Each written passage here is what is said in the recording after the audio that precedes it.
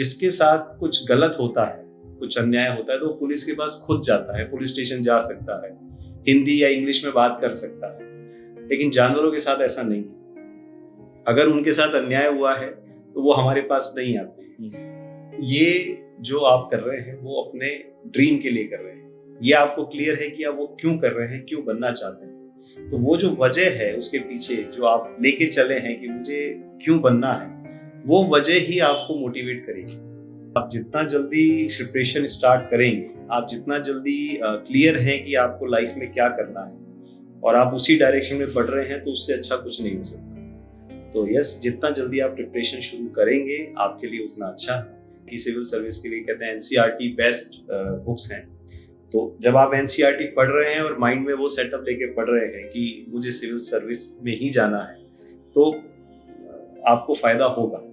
Training में आपको पूरा इंडिया घुमाते हैं, हर जगह अलग चैलेंजेस हैं, हर जगह अलग प्रैक्टिसेस यूज की जाती है। तो एज अ डीएफओ आपको एक पर्टिकुलर एरिया दिया जाएगा, फॉरेस्ट एरिया, उसको आपको मैनेज करना है।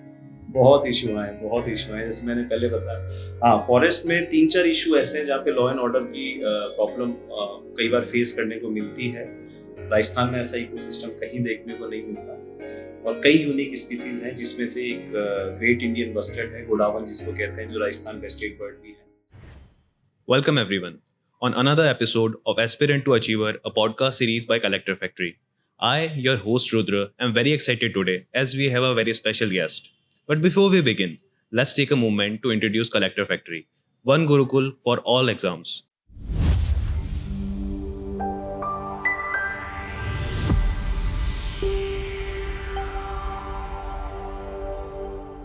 एक ऐसा ऑनलाइन एजुकेशन ऐप जिसके थ्रू आप यूपीएससी, सिविल सर्विसेज और बाकी सभी एग्जाम्स क्रैक कर सकते हैं।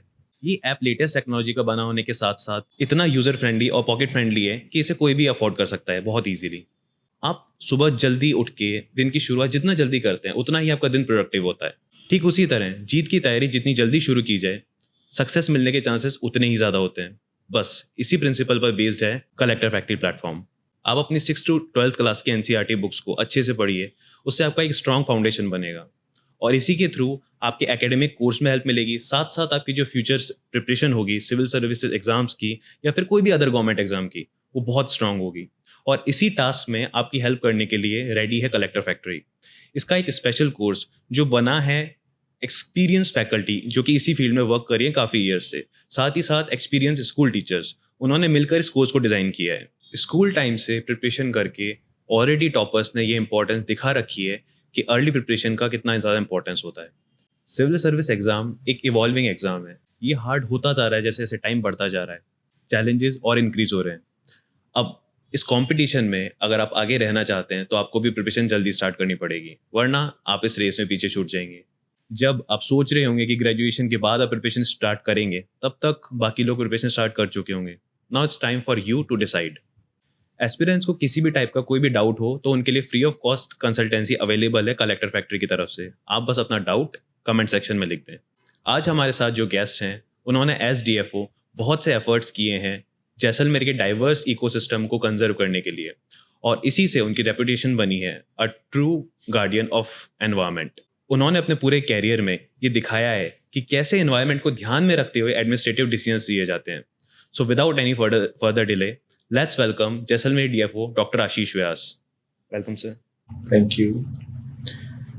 तो सर पॉडकास्ट को स्टार्ट करते हैं। And dear viewers, let's get ready to be inspired by doctor Ashish Vyas and his journey. तो सर कुछ क्वेश्चंस होते हैं जो एस्पिरेंट्स को जनरली रहते हैं, उनके आंसर्स ढूंढने की कोशिश करते हैं और आप उनको गाइड कीजिए कैसे वो इस एग्जाम को क्रैक कर सकते हैं। तो सर पहला क्वेश्चन है, आप अपने बैकग्राउंड के बारे में बताइए। आपने कौन सी स्ट्रीम थी? ऐसा सुना है हमने आपने काफ़ी गोल्ड मेडल भी स्कोर किए हैं। आप साइंस बैकग्राउंड से स्विच करके सिविल सर्विसेज में आए, तो उसके बारे में ज़रा बताइए सर। मेरी जो स्टडीज़ रही है बहुत एक्साइटिंग रही है। मुझे बताते हुए बहुत खुशी हो रही है कि शुरू से ही मैं पढ़ने में अच्छा था। स्कूल टॉप करता था बचपन से ही। तो फादर को लगा कि पढ़ने में अच्छा है तो लेट्स डू सम एक्सपेरिमेंट। तो 4th क्लास से सीधा जंप कराया 8th के बाद 10th के बाद मैं रेगुलर स्टडी करता रहा। मैंने बहुत ही अर्ली एज में अपनी स्कूलिंग कंप्लीट कर ली थी, ऑलमोस्ट 13 ईयर्स में। I have pass my 12th exam. उसके बाद मैंने ग्रेजुएशन की, क्योंकि इंजीनियरिंग एग्ज़ाम के लिए 16 ईयर्स एक मिनिमम एज रहती है, तो वो नहीं कर पाया। तो फिर मैंने ग्रेजुएशन की महाराजा कॉलेज से, यूनिवर्सिटी ऑफ राजस्थान, बीएससी किया वहाँ से। देन एमएससी किया फिजिक्स डिपार्टमेंट से, यूनिवर्सिटी ऑफ राजस्थान से ही।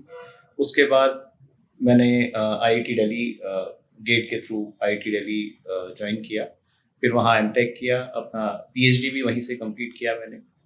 रही बात गोल्ड मेडल की, तो हाँ, पढ़ने में मैं अच्छा था शुरू से। महाराजा कॉलेज मैंने टॉप किया था, एमएससी में भी मैं गोल्ड मेडलिस्ट था फिजिक्स में। उसके बाद हम लोग सर्विस ज्वाइन की, फॉरेस्ट सर्विस। उसके बाद कंटिन्यू लगातार फील्ड में चल रहे हैं। रही बात जी, आपने जो स्विच किया ये टेक्निकल फील्ड से, आप जब इतना अच्छा एक्सेल कर रहे थे, उसके बाद सिविल सर्विसेज में, ये देश सेवा में कैसे आए आप? देखिए, यूपीएससी सिविल सर्विस में जाना सभी का एक सपना होता है। जैसे जैसे मैं पढ़ता गया, आईआईटी दिल्ली गया, ग्रेजुएशन में था, एमएससी किया, तो जब धीरे धीरे बाकी फील्डों का पता चलता रहा, तो इसमें भी इंटरेस्ट बढ़ा मेरा। नेचर एक ऐसी चीज है जिससे हर कोई अट्रैक्ट होता है शुरू से ही, और ये अट्रैक्शन तब बढ़ जाता है जब आप टीवी पे जैसे जो स्पेसिफिक नेचर जो चैनल्स हैं, जैसे नेशनल ज्योग्राफी है, डिस्कवरी है, वो देखते हैं, तो आपकी क्यूरियोसिटी नेचर के लिए बढ़ने लगती है, और हर कोई नेचर से शुरू से ही जुड़ा रहता है। इवन आप अपना गार्डन भी देखें, अगर उसमें कई तरह के पेड़ पौधे हैं, तो आपका जो है ना मूड है वो काफी स्मूथिंग हो जाता है। तो इसलिए लोग अपने गार्डन में एक्सोटिक प्लांट्स वगैरह सब रखते हैं। तो नेचर के साथ जुड़ाव शुरू से था। बट इस सर्विस में आना, तो मैं एक सीक्रेट मैं आपको बताना चाहता हूँ। आदमी सब तरह की, जैसे जब आप एस्पिरेंट होते हैं तो कई एग्जाम देते हैं, कई तरह की सर्विस को आप है ना अपने लिए मानते हैं कि ये सही है, एक्सप्लोर करते हैं। तो फाइनली जो सर्विस होती है वो आपको सेलेक्ट करती है, आप सर्विस सेलेक्ट नहीं करते। तो जिस सर्विस ने आपको सेलेक्ट किया, कोशिश करें कि जिसने आपको सेलेक्ट किया उसको डिसअपॉइंट ना करें, और अपना 100% देके जो सर्विस ने आपको सेलेक्ट किया, तो ऐसा ना हो कि उस सर्विस को लगे कि मैंने कोई गलत डिसीजन लिया है। राइट। तो मैं भी वही कोशिश करता हूँ, अपनी चेयर जहाँ बैठता हूँ मैं उसके साथ जस्टिस कर सकूँ, और जिस काम के लिए मुझे जो रेस्पॉन्सिबिलिटी दी गई है उसको अपना 100% देके बखूबी निभा सकूँ। जी, चलिए सर, अब आपके एक्सपीरियंस से रिलेटेड थोड़े डाउट्स हैं जो हम पूछते हैं जी। आप ट्रेनिंग के बारे में बताइए, आपने वहाँ क्या क्या सीखा, क्या क्या सिनारियो थे, ऐसी क्या ट्रेनिंग दी जाती है? ट्रेनिंग तो इस सर्विस का सबसे बेस्ट पार्ट है। ट्रेनिंग में आपको पूरा इंडिया घुमाते हैं, पूरा जो कंजर्वेशन जो इंडिया में अलग अलग स्ट्रेटेजी अपना रहे हैं, क्योंकि India is a diverse country, हर जगह अलग चैलेंजेस हैं, हर जगह अलग प्रैक्टिसेस यूज की जाती है। तो ट्रेनिंग के दौरान हमें इंडिया के जो important protected areas, national park, tiger reserves, बाकी जो स्टेट्स के फॉरेस्ट डिपार्टमेंट्स हैं, उनके साथ इंटरेक्शन किया जाता था, उन एरियाज में विजिट किया जाता था, और पूरा इंडिया, ऑलमोस्ट पूरा इंडिया हमने सारी जो कंजर्वेशन प्रैक्टिसेस हैं वो देखी हैं। उसके बाद ट्रेनिंग का अपना अलग मज़ा है।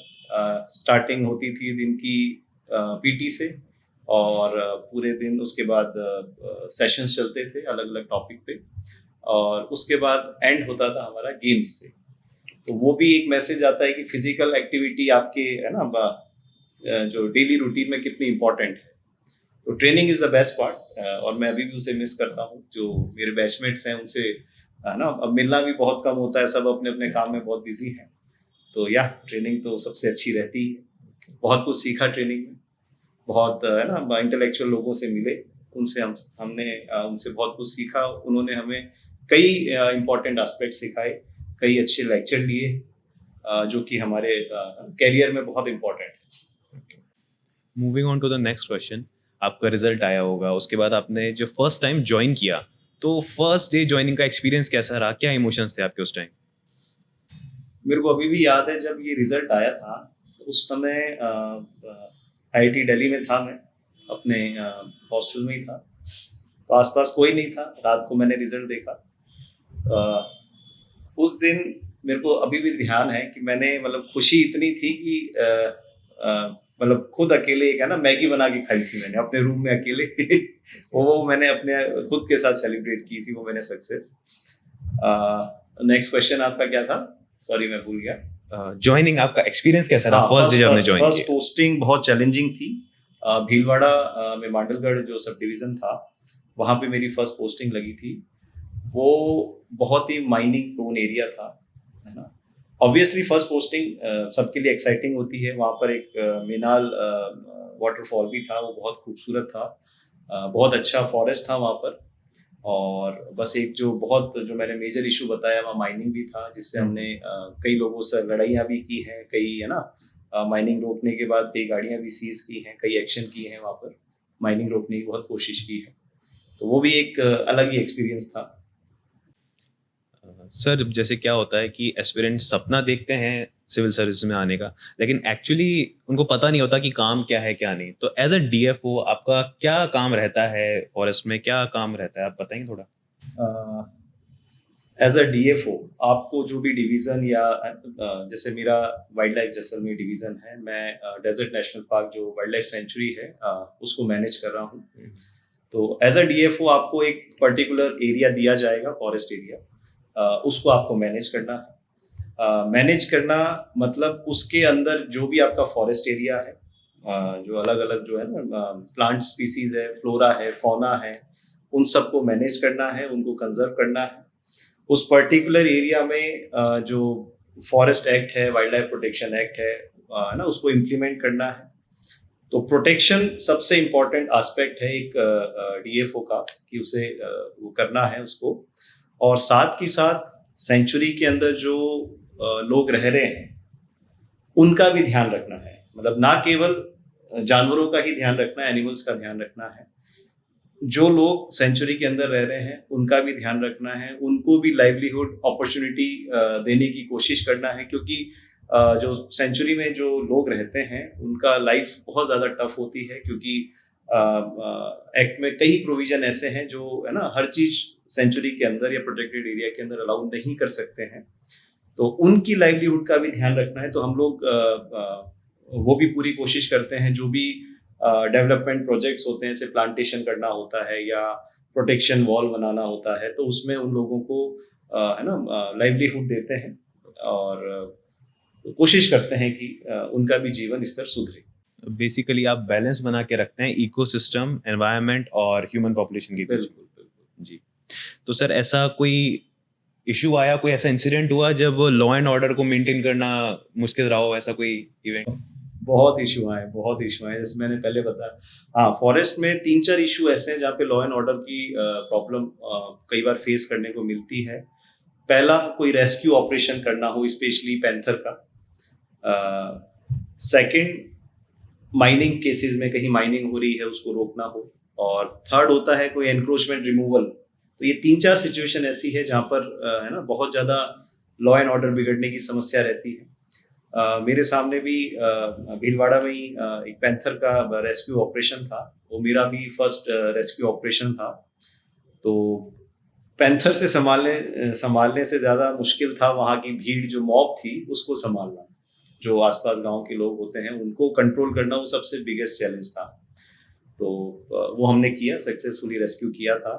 उसके बाद मांडलगढ़ में कई ये माइनिंग जो हो रही थी फॉरेस्ट के अंदर, उसको कई बार पकड़ा, कई गाड़ियां सीज की थी। और एनक्रोचमेंट इशू भी, मैंने अपनी फुलवारी की नाल जो पोस्टिंग था उसके दौरान फॉरेस्ट एरिया में कई एनक्रोचमेंट होते थे। अभी भी डेजर्ट नेशनल पार्क में भी उन एनक्रोचमेंट से हम लोग लड़ रहे हैं। कोशिश की जाती है कि जो इलीगल एनक्रोचमेंट है उनको जल्द से जल्द हटाया जाए। जो लॉ एंड ऑर्डर के लिए जो पुलिस से भी हम लोग मदद लेते हैं, प्रशासन से भी मदद लेते हैं, उनका भी पूरा सहयोग मिलता है। और सबके कोऑर्डिनेशन से हम जो फॉरेस्ट कंजर्वेशन का काम है वो बखूबी कर रहे हैं। अब जैसे सर आप टेक्निकल बैकग्राउंड से हैं, तो सिविल सर्विसेज में आने के बाद, स्पेशली फॉरेस्ट में आने के बाद, आपने कुछ ऐसा इंट्रोड्यूस किया, कोई नया इनिशिएटिव जो आपकी तरफ से आपने डाला हो? बिल्कुल, मेरा टेक्निकल बैकग्राउंड जो है वो सर्विस में बहुत काम आ रहा है। धीरे धीरे फॉरेस्ट डिपार्टमेंट भी नए नए पोर्टल्स, नए नए जो एप्स हैं वो लॉन्च कर रहा है। तो इन सब पोर्टल को समझना, नीचे स्टाफ तक पहुंचाना, उसमें जो टेक्निकल बैकग्राउंड है वो बहुत इम्पोर्टेंट भी है और बहुत काम आ भी रहा है। और गूगल अर्थ पे KML वगैरह बनाना, प्लानिंग करना, है ना, GIS QGIS सॉफ्टवेयर को यूज करना, तो ये सब टेक्निकल एस्पेक्ट से क्या है, काम जो है उसका क्या प्लानिंग करना बहुत इजी हो जाता है। तो एक इफेक्टिव प्लानिंग की जा सकती है जो टेक्निकल टूल्स हैं उनका यूज करके। Forest department FMDSS portal use कर रहा है जिसपे कई तरह की एप्लीकेशंस हैं, तो उनको कैसे कैसे यूज करना है, उनमें कई बार है ना कुछ मॉडिफिकेशन की भी जरूरत होती है, वो भी फीडबैक हम देते हैं। तो या technical aspect is very important these days. तो सर के थ्रू एक मैसेज मिलता है कि टेक्निकल एजुकेशन अगर आपने लिया है तो ये दिक्कत नहीं है कि आप सिविल सर्विसेज में जा सकते हैं या नहीं। इट्स लाइक टेक्निकल आपने पढ़ा हुआ है तो it's a way of life. आप उनके थ्रू इनिशिएटिव ले सकते हैं, आप ऐसे ऐसे इनोवेशंस डेवलप करके लगा सकते हैं जो लोगों के काम आए। एक्चुअली आप ग्रास रूट लेवल पे काम कर सकते हैं अपनी टेक्नोलॉजी की पढ़ाई का। ठीक है सर। एंड सर आप अभी जैसलमेर में पोस्टेड हैं, तो वहाँ पे कोई ऐसी पर्टिकुलर स्पीशीज, एनिमल, बर्ड जिसका आप कंजर्वेशन कर रहे हो? जैसलमेर अपने आप का इकलौता इकोसिस्टम है जो थार डेजर्ट का भी पार्ट है। तो डेजर्ट इकोसिस्टम यूनिक इकोसिस्टम है वहाँ पर। राजस्थान में ऐसा इकोसिस्टम कहीं देखने को नहीं मिलता और कई यूनिक स्पीसीज हैं, जिसमें से एक ग्रेट इंडियन बस्टर्ड है, गोडावन जिसको कहते हैं, जो राजस्थान का स्टेट बर्ड भी है। तो उसका कंजर्वेशन प्रोग्राम हम वहाँ कर रहे हैं। दोनों ही अप्रोच, इन सीटू और एक्स-सीटू कंजर्वेशन अप्रोच हम है ना अडॉप्ट कर रहे हैं। एक्स-सीटू कंजर्वेशन में वहाँ ब्रीडिंग सेंटर सेटअप किए गए हैं जिसमें आर्टिफिशियली जो GIB का है ना आर्टिफिशियल रिप्रोडक्शन करवाया जा रहा है। और इन सीटू कंजर्वेशन जो है उसके अंदर डेजर्ट नेशनल पार्क के अंदर कई प्रेडेटर प्रूफ क्लोजर्स बनाए जा रहे हैं जिससे कि जो GIB है वो है ना उसको एक इन्वॉल्वेड एरिया मिले जहाँ पर डिस्टर्बेंस बहुत कम हो, लोगों का, मवेशियों का, बाकी जानवरों से वो डिस्टर्ब ना हो। और प्रेडेटर प्रूफ फेंसिंग वहाँ इंट्रोड्यूस की गई है जिससे कि जब एक्चुअली क्या होता है कि जब GIB ग्राउंड पे एग ले करता है, तो जब वो एग ले करता है तो उस एग को कई प्रेडेटर्स जैसे स्ट्रे डॉग्स हो गए, पिग्स हो गए, है ना, बाकी कैट और फॉक्स से और बाकी तमाम प्रेडेटर्स होते हैं जो उसको इफेक्ट करने की कोशिश करते हैं।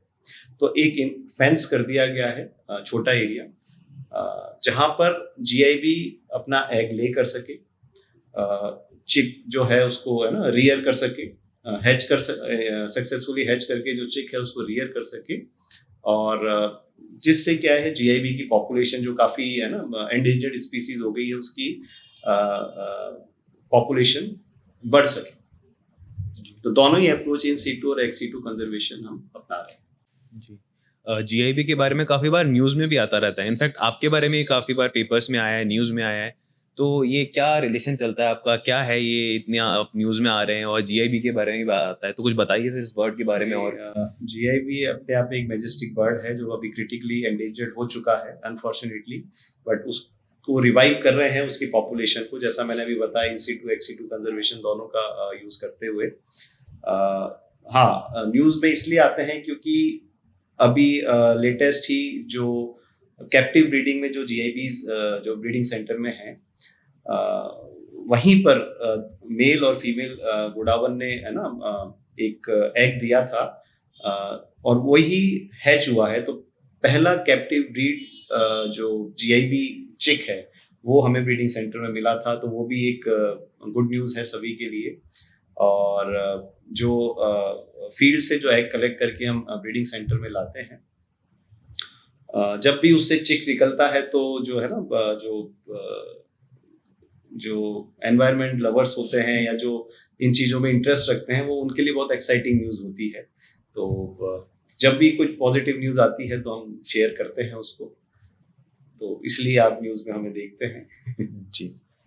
और सर आप कंजर्वेशन के लिए इतने एफर्ट्स करते हैं और जैसलमेर जैसा एक यूनिक इकोसिस्टम है, इसको संभालना, और अदर फॉरेस्ट आपकी जहाँ पोस्टिंग होती है एक अलग टाइप का फॉरेस्ट देखने को मिलता है, अलग फौना रहता है वहाँ पे। तो आपको क्या मोटिवेट करता है सर्विस में रहने के लिए और एक अलग अलग इनिशिएटिव्स देने के लिए अपनी तरफ से? ये तो है कि अभी जैसलमेर से पहले उदयपुर सर्किल में पोस्टिंग थी, उदयपुर था, प्रतापगढ़ था। तो वहाँ रेनफॉल बिल्कुल अलग था, अप्रोक्सीमेटली 700 mm का एनुअल रेनफॉल था। यहाँ जैसलमेर में हार्डली 200 mm का एनुअल रेनफॉल है।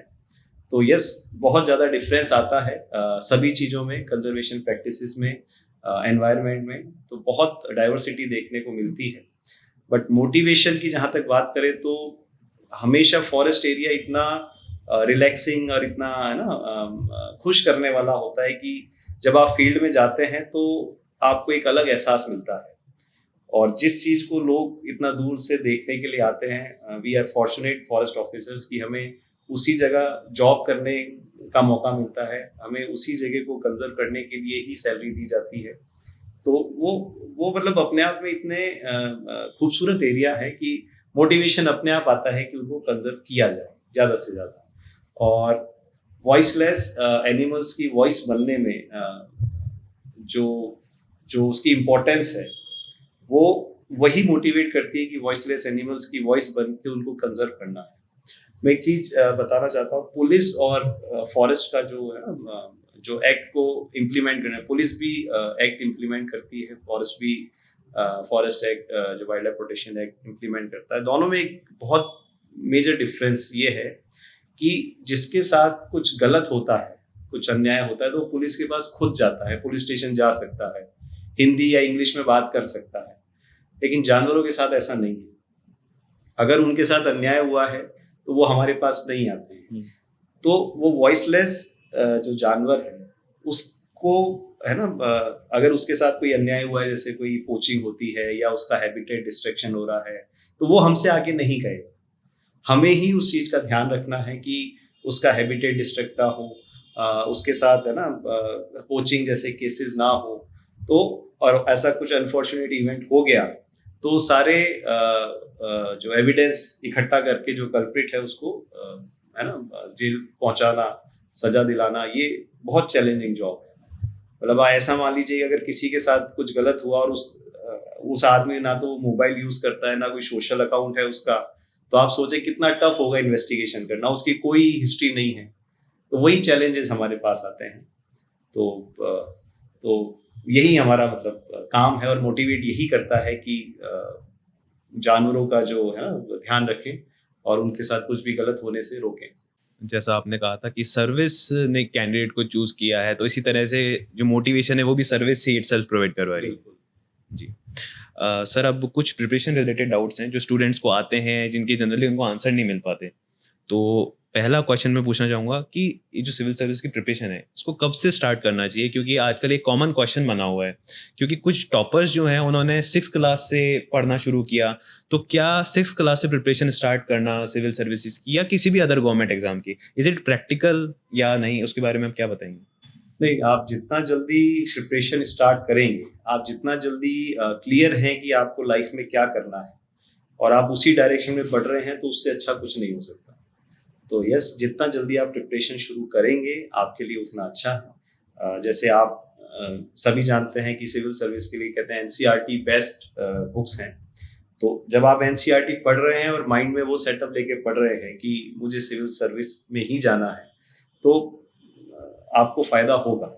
तो जितना जल्दी आप तैयारी करेंगे, जितना जल्दी अपना माइंड सेटअप कर लेंगे कि आपको करना क्या है, तो वो बेनिफिशियल।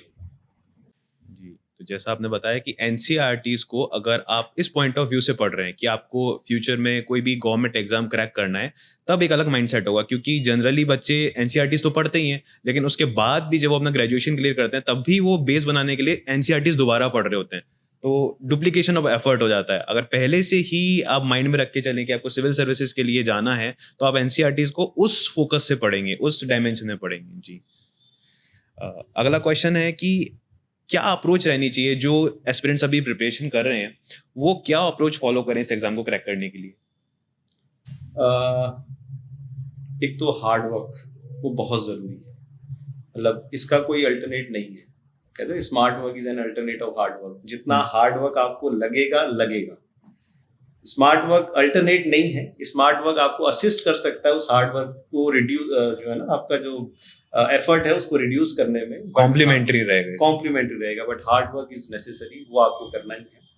और इसके अलावा आपके जो ये जो आपके ऑप्शनल पेपर्स हैं उसको आप बहुत सोच समझ के चूज करें, जिसमें आप कॉन्फिडेंट हैं, जो आपने ग्रेजुएशन में पढ़ा है और आपको लगता है कि मैं इसमें अच्छा स्कोर कर पाऊंगा, तो वो आप पढ़ें उसको। और मेरे हिसाब से किसी भी एग्जाम को समझने के लिए दो चीज़ें बहुत इंपॉर्टेंट हैं, एक उसका सिलेबस और एक प्रीवियस ईयर पेपर्स जो हैं। तो आप उन दो की बहुत अच्छे से स्टडी कर लें तो आपको क्लियर हो जाएगा कि आपको पढ़ना क्या है, किस तरह का पैटर्न शिफ्ट आप देख रहे हैं, या एक होता है ना कि ये पैटर्न थोड़ा बहुत शिफ्ट किस तरह से आप प्रेडिक्ट कर पाएंगे। तो ये दो चीज़ें बहुत इंपॉर्टेंट हैं, इनको आप बार बार पढ़ें, ज़्यादा से ज़्यादा है ना इन पे फोकस करें कि सिलेबस आपसे क्या डिमांड कर रहा है, पेपर्स जो प्रीवियस पेपर्स के जो क्वेश्चंस हैं आपसे क्या पूछना चाह रहे हैं, किस डायरेक्शन में आपको जाना है आंसर राइटिंग के टाइम, वो बहुत इंपॉर्टेंट है। तो सर ने दो वेपन्स दिए हैं इस वॉर को लड़ने के लिए, एक तो सिलेबस का प्रॉपर एनालिसिस और दूसरा एग्जाम पैटर्न को एनालाइज करके समझना। तो ये दो वेपन आपके लिए यूज में आएंगे। जी सर, बिल्कुल। एंड सर ऑप्शनल की भी आपने बात करी, तो वैसे आपका ऑप्शनल क्या था? फिजिक्स। ओके। एंड जो स्टूडेंट्स होते हैं उनको कंफ्यूजन होता है कि ऑप्शनल पिक कैसे करें और कब से ऑप्शनल की प्रिपरेशन स्टार्ट करनी चाहिए। कि कुछ कंफ्यूजन रहते हैं कि मतलब जब स्टार्ट करें प्रिपरेशन तब से ऑप्शनल करना चाहिए या बाद में, और पिक कैसे करना चाहिए, इसके बारे में बताइए सर। मेरा तो एक ही फंडा है कि जिसमें आपको कॉन्फिडेंस है, मतलब जिस भी चीज में आपको कॉन्फिडेंस है, गो फॉर इट। चाहे वो ऑप्शनल हो, चाहे कोई भी डिसीजन लेना हो, तो आपका जो कॉन्फिडेंस है उसमें कि मैंने उसको इतने टाइम तक स्टडी किया है ना, उसमें मैं किसी भी तरह के क्वेश्चन घुमा के पूछा गया है किसी तरह से कर, तो मुझे वो कॉन्फिडेंस था फिजिक्स और मैथमेटिक्स में कि मैं कर सकता हूँ। तो ऑप्शनल वही चूज करें जिसमें आपको कॉन्फिडेंस, ना कि यार ये छोटा है इसमें बहुत अच्छा स्कोरिंग हो जाता है ना, क्योंकि ये लंबी रेस का घोड़े वाला एग्जाम है, बहुत शॉर्ट नहीं है कि आपको क्योंकि वहाँ कुछ भी क्वेश्चन पूछा जा सकता है, किसी भी तरह से घुमाया जा सकता है। तो जिसमें आप कॉन्फिडेंट हैं, go for that option. And sir अगर कोई टेक्निकल बैकग्राउंड वाला कैंडिडेट स्विच कर रहा हो, वो अब कोई ऑप्शनल ह्यूमैनिटीज का सब्जेक्ट पिक कर रहा हो, देन इज इट प्रैक्टिकल और नॉट? नहीं, प्रैक्टिकल है बिल्कुल। अगर देखो उसने पढ़ा, जरूरी नहीं उसको पढ़ा हुआ जो पेपर है उसको उसमें कॉन्फिडेंस हो, उसको पसंद हो, है ना। जैसे ग्रेजुएशन में 3 सब्जेक्ट होते हैं, फिजिक्स केमिस्ट्री मैथ्स, उसमें कोई एक सब्जेक्ट बहुत अच्छा लगता है बाकी नहीं लगता हो, तो एक और सब्जेक्ट उसको लेना है, तो ऐसा सब्जेक्ट वो चूज करे जिसमें कुछ साइंस हो, है ना। जो एक साइंस का स्टूडेंट ढूंढता है, जैसे अब टेक्निकल जो माइंड होता है वो लॉजिक ढूंढता है हर चीज में जी। तो ऐसा ही आप ह्यूमैनिटीज में कोई ऐसा सब्जेक्ट हो जैसे ज्योग्राफी है ना, तो जहाँ पे कुछ साइंस छुपी हो, तो एटलीस्ट जो 70-80% जो सिलेबस है वो आपका लॉजिकल बेस पे, लॉजिकल थिंकिंग से, मतलब है ना, कुछ हेल्प मिल सके, वहां से आप रिलेट कर पाओ। जी जी। एक सर हिंदी मीडियम के जो स्टूडेंट्स हैं उनकी तरफ से कॉमन डाउट आता है, वो डाउट ये है कि क्या हिंदी मीडियम ले रखा है उन्होंने तो वो इंग्लिश मीडियम वालों से पीछे हैं, या ऐसा कोई डिस्क्रिमिनेशन टाइप फेस करना पड़ता है उनको कि हमें हिंदी है तो हमारा सिलेक्शन रेट कम होगा, ऐसा कुछ होता है? नहीं, ऐसा नहीं है। देखिए, लैंग्वेज इतना इम्पोर्टेंट नहीं है, मटेरियल बहुत इम्पोर्टेंट है। किस एग्जाम के लिए आपके पास मटेरियल अवेलेबल है, किस लैंग्वेज में अवेलेबल है ना। जैसे यूपीएससी में इंग्लिश में आपको मटेरियल अवेलेबल रहता है, इवन जो आपके ऑप्शनल जो आप सब्जेक्ट लेते हैं उसकी भी जो बुक्स हैं, अच्छी बुक्स, वो इंग्लिश में अवेलेबल रहती है। और जब आप स्टेट जो सर्विसेज के जो एग्ज़ाम होते हैं जीएससी, उसमें कहीं जाएंगे तो जैसे आरपीएससी है, इसके अंदर हिंदी में बहुत अच्छी बुक्स मिलती हैं। तो इट डिपेंड्स कि आपको अच्छा मटेरियल किस में मिला हुआ है, वो बहुत हेल्प करता है। तो मेरे हिसाब से आपको जो लैंग्वेज है अपने एग्जाम की, उस हिसाब से चूज करनी चाहिए। तो एस्पिरेंट्स, जैसा सर ने बताया, आप अगर हिंदी लैंग्वेज से प्रिपेयर करें तो कुछ एस्पिरेंट्स होते हैं उनको कहीं ना कहीं इन्फीरियरिटी कॉम्प्लेक्स रहता है कि हम तो हिंदी से कर रहे हैं, और कईयों को डर रहता है कि क्या इंग्लिश के सिलेक्शन ज़्यादा होते हैं तो हम हिंदी से करें हमारा क्या होगा? सर ने इस मिथ को डिबंक कर दिया है, ऐसा कुछ नहीं है और आपको कोई इन्फीरियरिटी कॉम्प्लेक्स फील करने की बात नहीं है। हिंदी बहुत अच्छी लैंग्वेज है हमारे लिए और आप उसमें प्रिपेयर कर रहे हैं तो आप मटेरियल पे ज़्यादा फोकस कीजिए, आप अपना जो अंडरस्टैंडिंग है उस पर फोकस कीजिए rather than language. And sir, ऐसा कोई चैलेंज जो आपने प्रिपरेशन जर्नी में फेस किया हो? खुद को मोटिवेट रखना सबसे बड़ा चैलेंज है इस सर्विसेज में, क्योंकि बहुत समय भी लग जाता है तैयारी करते टाइम, और टाइम बहुत लगता है। तो आपके जो साथ के लोग हैं वो किसी ना किसी सर्विस में चले जाते हैं, है ना। तो खुद को मोटिवेट रखना सबसे बड़ा चैलेंज है इसमें। अगर वो आपने कर लिया एक पॉजिटिव एटीट्यूड के साथ, क्योंकि ये एक सफ़र है ना। और आप, मेरे को तो ऐसा लगता है कि आप फॉर्चुनेट हैं कि आपको पहली बात तो ये पता है कि आपको करना क्या है। आधे लोगों को यही नहीं पता होता लाइफ में करना क्या है। दूसरा, आपको ये मौका मिल रहा है कि आप जो करना चाहते हैं वो कर रहे हैं। तो ये दो पॉजिटिव चीजें आपके साथ हैं। तो एक जो ये आपकी जर्नी है, एक पॉजिटिव एटीट्यूड के साथ खुद को, है ना, मोटिवेट रखते हुए, होना नहीं होना, मंजिल मिलना नहीं मिलना एक अलग है, बट जो ये जो जर्नी है इसी को एंजॉय करें। ये भी बहुत कुछ सिखाती है ना, और आपको कई चीज़ों के लिए प्रिपेयर करती है लाइफ में। तो सबसे बड़ा चैलेंज पॉजिटिविटी के साथ खुद को मोटिवेट रखते हुए इस जर्नी को पूरा करना, ये अपने आप में बहुत बड़ा चैलेंज। सर, जैसा आपने बताया कि सबसे बड़ा चैलेंज है खुद को मोटिवेट रखना, तो उन एस्पिरेंट्स को आप क्या कहना चाहेंगे जो 2-3 बार पेपर दे चुके हैं और अब कहीं ना कहीं वो कंफ्यूजन में है कि अटेम्प्ट्स एग्जॉस्ट होते जा रहे हैं, सिलेक्शन नहीं हो रहा है, एक प्रेशर बढ़ता जा रहा है, तो उस कंडीशन में वो खुद को मोटिवेट कैसे रखें? कोई आइडिया दे सकते हैं आप उनके लिए? ये जो आप कर रहे हैं वो अपने ड्रीम के लिए कर रहे हैं। ये आपको क्लियर है कि आप वो क्यों कर रहे हैं, क्यों बनना चाहते हैं। तो वो जो वजह है उसके पीछे जो आप लेके चले हैं कि मुझे क्यों बनना है, वो वजह ही आपको मोटिवेट करेगी। तो 2 बार 3 बार जितने आपके पास चांस है उसमें अपना 100% दें। ये नहीं कि मतलब एज बहुत हो गई या कोई कुछ बन गया, नहीं बन गया। आपने सिविल सर्विस में जाने का जो फैसला लिया है, उसके पीछे जो भी रीजन है, भले ही वो आपके फादर मदर हो सकते हैं या कोई भी जो आपका है, तो उसको ध्यान में रखें जब भी आप डिमोटिवेट हो रहे हो कि यार मैं उनके लिए कर रहा हूँ। तो वो आपको एक मोटिवेशन देगा, है ना। तो जो वजह है ना उसको हमेशा आगे रखें कि मुझे इसलिए बनना चाहता हूँ, और वो वजह अभी भी एग्जिस्ट कर रही है। तो उस वजह के कारण मुझे बनना है, भले ही चांस 1 2 3 4 लगे। कई लास्ट अटेम्प्ट में भी बनते हैं और बहुत अच्छे नंबरों से बनते हैं, टॉपर भी आए हैं। तो कुछ भी हो सकता है, लाइफ इज वेरी, है ना, अनप्रिडिक्टेबल। तो जी, कोशिश करते रहे। बिल्कुल। और सर, इस जर्नी के अंदर डिसिप्लिन का क्या रोल रहेगा और इंसान को क्या मोटिवेट करता है उस डिसिप्लिन को मेंटेन करने के लिए, वो बताइए जरा। डिसिप्लिन ना केवल इस एग्जाम के लिए इम्पोर्टेंट है, डिसिप्लिन लाइफ में किसी भी चीज के लिए बहुत इम्पोर्टेंट है। कई कुछ लोगों को देख के आप ऐसा वो एक्स्ट्राऑर्डिनरी होते होंगे कि वो डिसिप्लिन फॉलो नहीं करते हैं और फिर भी अच्छा परफॉर्म करते हैं, तो वो गॉड गिफ्ट हो सकते हैं। बट मेरी नज़रिए से एक डिसिप्लिन जो है वो बहुत ज़रूरी है। इवन जो इंडियन आर्मी के जो सोल्जर्स हैं, चाहे वो एयरफोर्स हो, आर्मी हो, है ना, नेवी हो, आप देखिए उनमें डिसिप्लिन है। तो वो डिसिप्लिन ही है जो इतने बड़े ऑर्गेनाइजेशंस को चला रही है। ऐसे ही जिस सर्विस की आप तैयारी कर रहे हैं उसमें भी जो अलग अलग डिपार्टमेंट्स हैं उनमें डिसिप्लिन लाना, मेंटेन करना बहुत ज़रूरी है।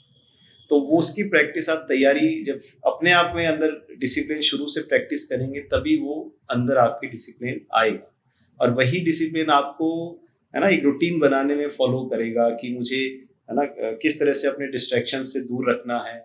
वो डिसिप्लिन तो मेरे हिसाब से मस्ट है। वो आपको थ्रू आउट द जो आपकी प्रिपरेशन है वो आपको मेंटेन रखना है, और जॉब में सेलेक्ट होने के बाद भी आपको जॉब में अपने मेंटेन रखना है।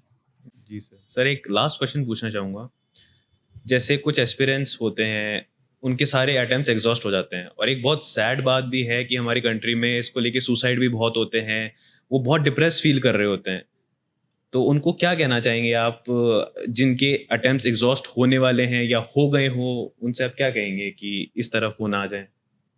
वो एक गाना है किशोर कुमार जी का, तेरे गिरने में भी तेरी हार नहीं, तू आदमी है इंसान, भगवान नहीं, अवतार नहीं। तो वही मैं कहना चाहूँगा, हम इंसान हैं, हमने अपनी बेस्ट दिया, कोशिश की। हम कोई ना भगवान है ना अवतार है कि भाई है ना जो जो चीज़ चाहेंगे वो मिल जाएगी हमें।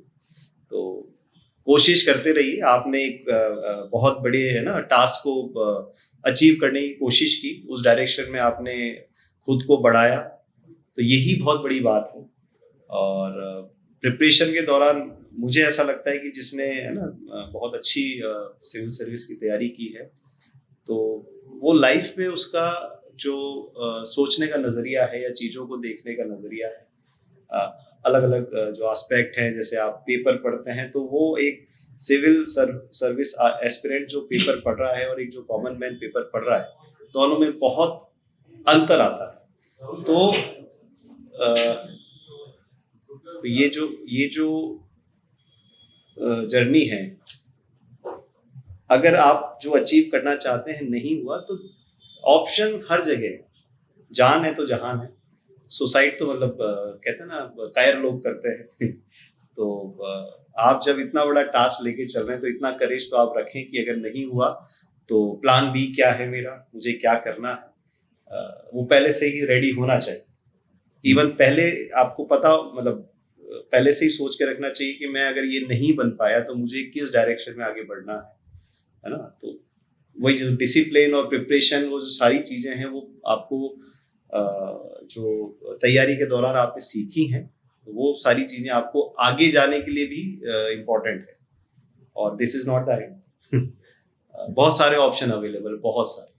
जैसा आपने बताया था कि टेक्निकल बैकग्राउंड आपका इस प्रिपरेशन में हेल्प कर रहा था, उसी तरह इस प्रिपरेशन में भी जब आप रहेंगे तो ये जर्नी भी इटसेल्फ आपको हेल्प करेगी, मतलब आपको चेंज कर देगी, आपके अंदर एक डेप्थ दे देगी, तो उससे आप अदर एग्जाम्स भी फाइट कर पाएंगे या फिर कहीं भी किसी भी डायमेंशन में आगे जा पाएंगे। जी सर। तो सर इस पॉडकास्ट को कंक्लूड करते हैं, और कंक्लूड करने के लिए हमारा एक फॉर्मेट है। आपसे रिक्वेस्ट ये है कि एक ब्रह्म ज्ञान दीजिए हमारे एस्पिरेंट्स को, अपनी तरफ से कोई भी एक ऐसा मैसेज जो आप देना चाहते हो। ब्रह्म ज्ञान यही है जो मैंने पहले भी कहा, सर्विस आपको चूज करती है, आप सर्विस को चूज नहीं करते हैं। तो आप हाथ पैर हर डायरेक्शन में मारते रहिए, तो जो सर्विस जिसके लिए आप सूटेबल होंगे वो आपको चूज कर लेगी, है ना। तो और दूसरा सबसे इम्पोर्टेंट कि जान है तो जहान है, हमेशा दूसरे ऑप्शन अवेलेबल रहते हैं, और लाइफ में आपको वो हमेशा वो मिलेगा जो आप डिजर्व करते हैं। ठीक है, तो कभी भी अपने आप को किसी से कम मत समझें, कोई इंफीरिटी कॉम्प्लेक्स अपने अंदर ना लाएं कि मैं ये नहीं बन पाया, मैं वो नहीं बन पाया। आपने कोशिश की, यही बहुत बड़ी बात है। आपको ये पता है कि आप किस डायरेक्शन में जा रहे हैं, उसके लिए आपने 100% दिया, तो it's enough.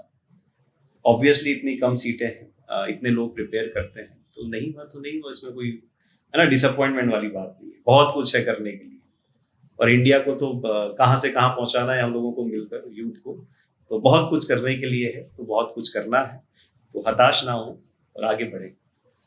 Thank you for sharing your ब्रह्म ज्ञान विद अस सर, एंड आपने बहुत सारे वैल्यूएबल इंसाइट्स हमारे साथ शेयर किए। It has been an absolute honour to have you in our podcast, and thank you so much sir for that. Thank you. And to our dear listeners, thank you for listening to this episode of Aspirant to Achiever podcast series by Collector Factory. इसी तरह के और podcast देखने के लिए आप tune in रखिए, subscribe कीजिए हमारे चैनल को और वेट करिए. Until then, it's Rudra signing off for today. Thank you.